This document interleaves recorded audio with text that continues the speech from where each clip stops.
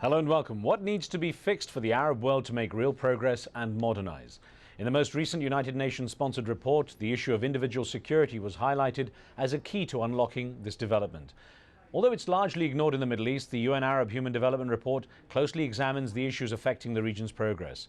Among the numerous and severe criticisms outlined in this report, special attention is focused on the lack of good governance. Arguing that the region's people live under various, quote, unfreedoms, the report says that, quote, all Arab heads of state wield absolute authority, answering to none. It also notes the economic vulnerability faced by many, despite the presence of vast oil wealth, as well as the significant challenges posed by an increasingly large and young population inhabiting a region where water and arable land are shrinking. Looking at the issues of occupation and foreign military intervention, the Arab Human Development Report says that these two factors threaten individual security by generating cross-border tensions, creating a, quote, cause célèbre for extremists, and providing Arab governments with an excuse to delay democratization. On today's show, we ask, what will it take to bring about real change in the way Arab governments treat their people? Remember, you can join our conversation with your questions and comments.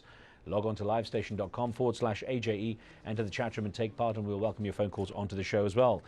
Joining me to discuss this from Cairo is Dr. MUSTAPHA KAMEL Al-Sayed, a professor of political science and director of the Center for the Study of Developing Countries at CAIRO University.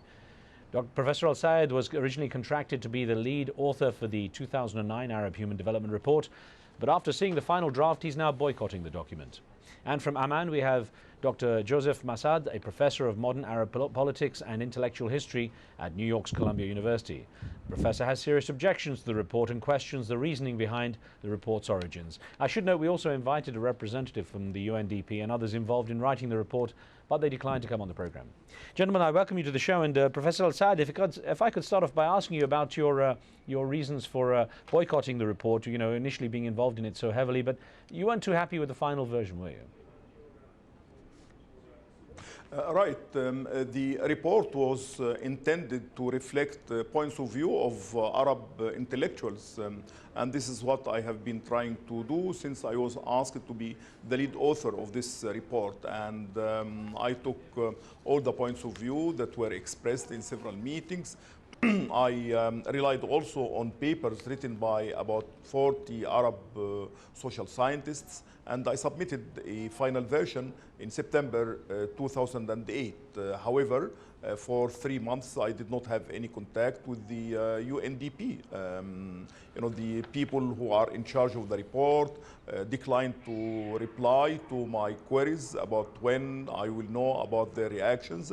And then, you know, sometime in March 2009, I was told that the report has changed, and I was sent a copy that was prepared by officials of the UNDP, and I was asked to approve it. And you know, I do not mind the editorial changes, you know, changes of formulation of certain ideas, but I found that the changes were quite substantial, and they affect both the analytical vigor of the report, and they affect also the structure of the report, and they dropped the discussion of highly important issues. So therefore, I decided to boycott the launching of the report, which took place in Beirut on the 21st and the 22nd of July. Right. Well, Professor, you know, we had this question, if I could put this to Professor Al-Sayed. It came in from Washington, D.C. by email, and Christine Sah-Nazar in Washington, D.C. said, in the case of Palestine, it's occupation that holds them back. But as far as the rest of the Arab world,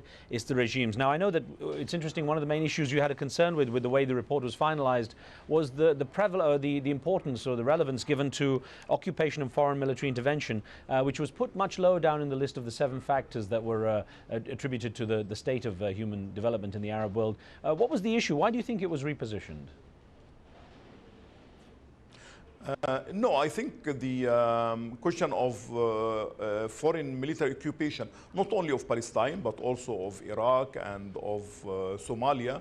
And also, we should not forget that, you know, Golan Heights of Syria is still occupied. There is also dispute between Lebanon and Israel about the occupation of certain parts in Lebanon. And there is also there are also 3 islands of the United Arab Emirates which are, you know, occupied by Iran. And there is the problem of Septa and Melilla. So the problem of foreign military occupation is not limited to Palestine. And then also the foreign military occupation does affect human security in other parts of the Arab world. You know, countries which are affected by the foreign military occupation indirectly, you know, have to devote larger amounts of their resources to strengthen their national security, and also the repercussions of the foreign military occupation do affect neighboring countries.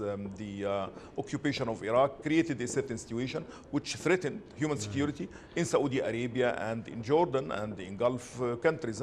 So I don't think the problem of foreign military occupation should be marginalized to become the least important of all the threats to human security in the Arab world. And I think, you know, considering it the least important is not a methodological, scientific, you know, question, is a political question. And I think this does correspond to certain views in the US, which suggest that the Arab-Israeli conflict is not the central issue in the Arab world. Okay. I'm not saying that this is the central issue in the Arab world, but definitely foreign intervention and foreign threats and foreign occupation do constitute a very important and grave threat to human security in Arab countries. Well, you know, I want to bring in Professor Joseph Massad here, and before we get to a caller, Professor, it's good to have you with us as well, sir. They're from Amman. I know that one of the issues you have with the creation of an Arab Human Development Report is the way it categorizes the Arab world in a particular way. What is your biggest concern with having this kind of report? Well, to start with, Riz, the problem is most areas of the world are not divided on cultural or linguistic grounds, as the Arab world seems to have been divided by the UNDP when it first decided to issue reports specifically on the Arab world. The Arab world is not a geographic region necessarily that excludes others. For example, Iran, Turkey, Israel, that are not actually included. There are no similar reports for Latin America or for Africa. Although there is, I think they do have reports on South Asia. But for the most part, it's a bit confusing to me, the choice of having a special report on the Arab world, mainly because of the Arab regimes or the Arab countries differ in regimes, differ in the kinds of economies they have, the kind of natural resources, the kind of literacy rates, levels of industrialization. So the only thing that actually links them is language and perhaps religion for most Arabs, being Muslim, which leads me to the conclusion that unless the UNDP is an Arab nationalist organization or adheres to Arab nationalist ideology, or if it is more of what we used to call an Orientalist organization or adheres to a certain view of the Arab world as different culturally, and that its culture somehow seems to be the reason behind certain failures identified by the reports, I don't see the rationale for why the Arab world seems to be included or rather isolated as a region exclusive of its other neighbors such as Iran, Turkey and Israel. And the report does speak and address itself to questions of environment, water resources, which of course affect Arab countries as well as their neighbors. Okay. So to exclude these neighbors from these reports strikes me as a bit odd and in line with a possible ideological reason for choosing the Arab world as a unit of analysis, so to speak, excluding other geographic neighbors that are part of this geographic region more generally. I'll get onto also Professor, I was going to just interrupt you for a second. I'll get onto it in a second. We have HISHAM waiting very patiently on the phone from France with a question. HISHAM, thanks for your patience. Go ahead. Yeah, thank you. Please, for God's sake, stop scrutinizing the reports, because it has made the right diagnosis. I mean, ask anybody on the streets, on the Arab streets, and they will tell you the problem is those Arab regimes. I mean, now that they had made this diagnosis, my question for your panel, we have tried before violent means to change those regimes, and it failed. Now, what do you think is the most effective way to change them? Okay. Is non-violent means an effective way for them either to change or just go away? Let's start first with Professor Al-Sayed. Yes, no, I do object to this view that the Arab world should not be the object of a particular report by the United Nations.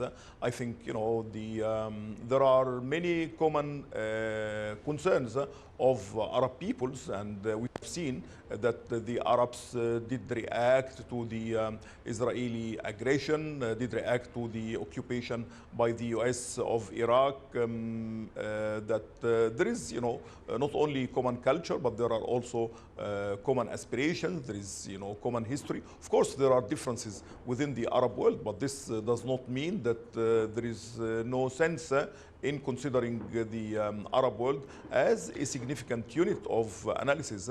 Okay. So I don't share this view that you know, there is no point Professor Al-Said, what about having regime a report change for Arab countries. Professor, what about regime change? And a question from HISHAM. Well, the question is not only regime change, but the diagnosis No, I that think, a lot of the problems rest with the regimes. And of course, I have no objection to the diagnosis that Arab regimes are dictatorial in their majority, that they do not allow for democratic ruling. The question, of course, is, which is a question that is dealt with by the report, that is foreign intervention, military or otherwise, that many of these regimes will not be able to sustain themselves and their security apparatus and the repressive apparatuses if it were not for foreign intervention, especially US support. And indeed, many of these regimes, if they had not been created by the US, they have been sustained by US support, military support, economic support, security training for the repressive apparati. So generally speaking, I feel that a lot of these regimes, while indeed are responsible for the state of unfreedom or lack of democracy in the region, many of them would not be able to sustain the rule without foreign intervention and foreign assistance. And the US is, I think, prominent among the international community in supporting and maintaining many of these regimes. Respond to this. Professor Al-Said, I'm going to get your response in just a second because we have to take a very short break, but I will get right back to you after this. As we pause, let me remind you, you can join our conversation with your questions and comments by logging on to livestation.com and entering the chat room. You see there's a debate taking place in there now. We're also taking a viewer poll in there. We're asking, what is preventing greater development in the Arab world? Check it out, put in your results, and we'll be right back with what you say. More on the discussion in a moment.